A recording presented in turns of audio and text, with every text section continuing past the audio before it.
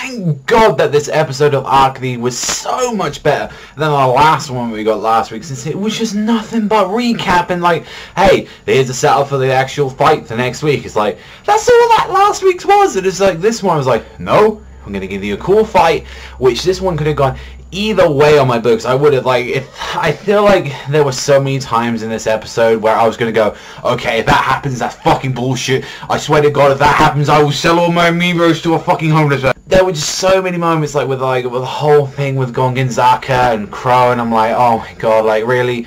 Is he going to win by this bullshit kind of reason, or is it going to be that?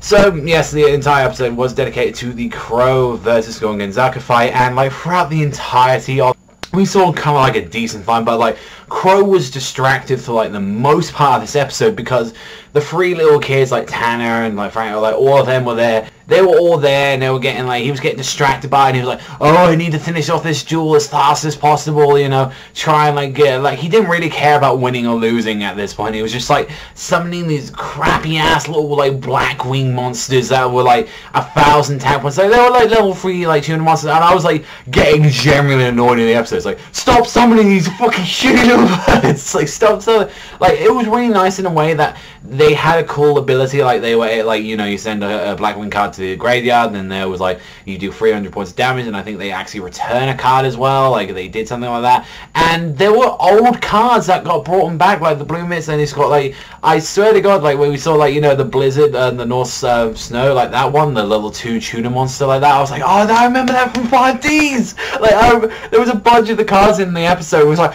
I remember that from 5Ds, I remember that being the old Blackwing deck. Like I was getting really excited. It's like, I swear to God, I thought I saw Vayu the Emblem Milano somewhere, and I was like, where the fuck is Vayu? Against the Wind. Like he had a bunch of the old cards, so it's nice to see that they're not completely throwing out all the Crow's cards. They're still keeping like the more useful ones on there. I would have liked if they kept like Gale the Hurricane, that really broken ass fucking level 3 card, where it's like it turned like half of your attack points down or something each turn or something like that. I'm like, that's fucking broken. Or like the one that gives you like 1400 attack by discarding it from your hand, like it's pretty much like the Blackwing version of Honest, but it was mainly some of these ones and they weren't really doing too much. All guns blazing, and I really did like, there was like a bit in the episode where he was just like, oh, I'm just gonna take this hit from like one of like Crow's monsters, like it was like 2600, like the lightning one, and I was like, are you seriously gonna take this? Because like I thought honestly he was gonna not like get that action card because like, oh, that's by my honor and all that, and it's like, oh my God, if like only Gongenzaka fucking took it, he would have fucking not lost. I felt like there were so many bits in this episode where I was getting ready to call bullshit, but it was like, no, the reason he did that was to summon that monster so he wouldn't lose the rest of his life points, and it's like, oh, thank fucking God.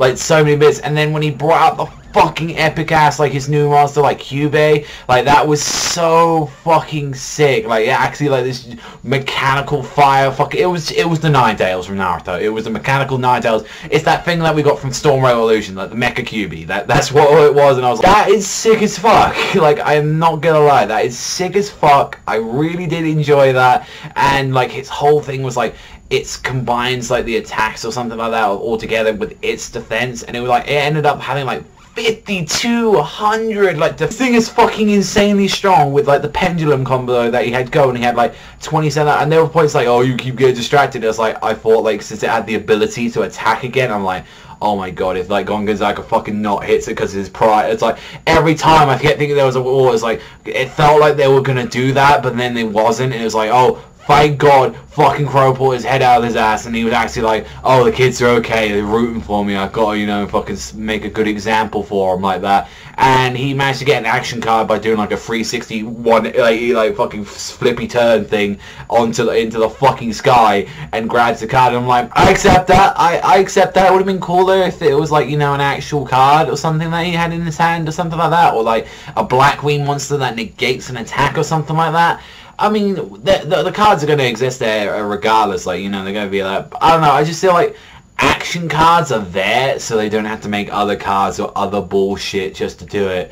But it's like, one thing I can say definitely about a nitpick in this episode before I get to kind of more the climax of the episode, and like one of the best parts of it, was that they kept reusing so many scenes, and like the CGI as well. Oh, like, I'm sorry, but some of that CGI looked fucking terrible, And not to mention as well, they kept using the same exact scene. Not even the scene, it was the same exact fucking picture throughout the episode. I think it was like 2 of them, where you saw the crowd, it kept going down in the same way. It's like, none of the crowd is moving. Same thing with all the others, like, oh, you can see some people with like angry faces, like no movement whatsoever. Like, this is one thing with Arc V, it's just like, oh my god, like, I feel like sometimes it feels so lazy, and it's just like, let's just keep showing this still image. It's like that time I was complaining about last time when you saw like when you got to see Yuzu and like you go there and they're like, fuck, it's just nothing there. It's just like the entire crowd is like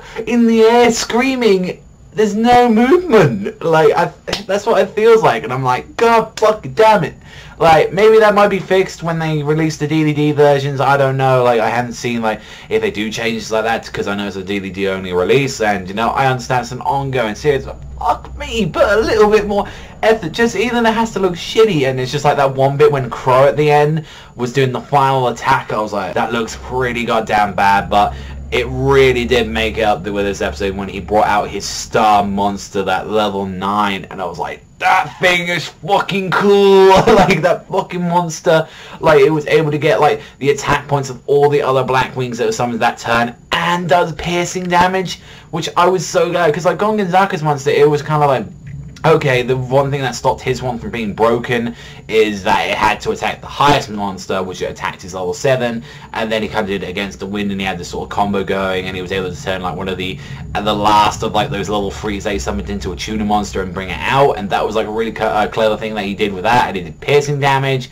And also as well, to stop like the pendulum combo, they had to like, oh, this can continue attacking. It's that one has to be destroyed to actually get rid of it, and if the other one's on its own, like by the end of the turn, then you can't do it, like then that one's destroyed as well. So I feel like Gongenzaka's deck is the most balanced out of the entire series, it seems, at the moment, because his pendulum cards, because I think he doesn't have magic cards in his deck, his pendulum cards kind of work in that way, but then also as well, like, they made sure that it's like, hey, this attack is actually very good, especially when you got a 5200 attack point monster on the coming up with this. I thought that was a very good thing through his deck. I really did like that.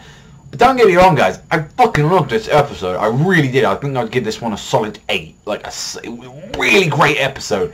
There were just so many issues, though, in the way it's just like, the budget was, and then like I said, I will try more in the future not to really go on about it, but it's like, I've always got to nitpick about, you know, the goods and the bads. Like, I can't just keep saying, oh, every episode is good and cool. That's not a reviewer. That's just like me just saying, oh, it was a cool episode. No, as a reviewer, I have to point out the flaws as much as I love series. Like, I like the same thing when it comes whenever I talk about any other series like that, Manga, you know, like Gintama, like any of them. I will point out when an episode is shit, or like if there's something wrong with the episode. As much as I love some of these series and I fanboy, you know me, guys. There's a reason why I talk about Arc V every week, because I love Arc V. Don't get me wrong. I say about last week. Last week was nothing really happened. This one was looking awesome, but it's just like the budget was the only thing that stopped this episode from being a 9.